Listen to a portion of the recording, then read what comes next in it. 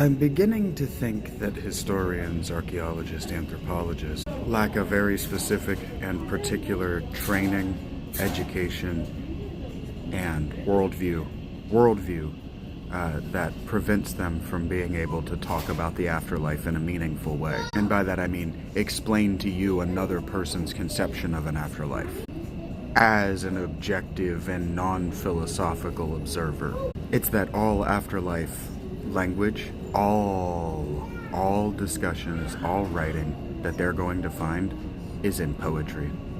It's in euphemism.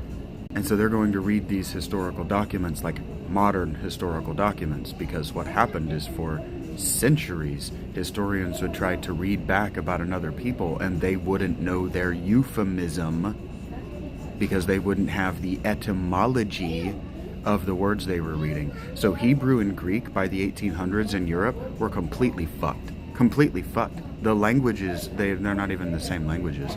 Modern Greek and ancient Greek aren't the same languages because non-Greek speaking Europeans so badly fucked the modern Greek language.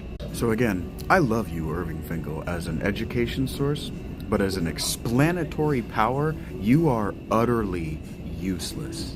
He is waxing poetic over a quotation from a king on a monument, in which the king says that he scattered the bones of a conquered kingdom's dead kings so that their ghosts would not be allowed to rest peacefully. And he's using that to suggest a bodied afterlife where these people continue to be kings and do whatever the fuck they did in life after death. And that is absolutely not what that quotation is saying. That quotation is euphemistic. It was Ashurbanipal who wrote this, so if Ashurbanipal believed that people's ghosts had power, what he would absolutely not do is scatter their bones across the land that is now paying him tribute.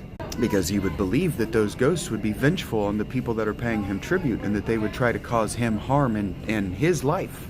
But they can't, because he doesn't believe in ghosts, because he's being euphemistic. He's saying that they were so unable to defend themselves from him that he destroyed their ancestor worship at the root.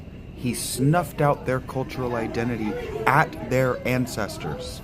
He destroyed their tombs, he blotted out their names. They will no longer remember who the living are. The living will no longer remember who they are because they won't know where they came from. The only historical moment their people will have will be the destruction by Ashurbanipal.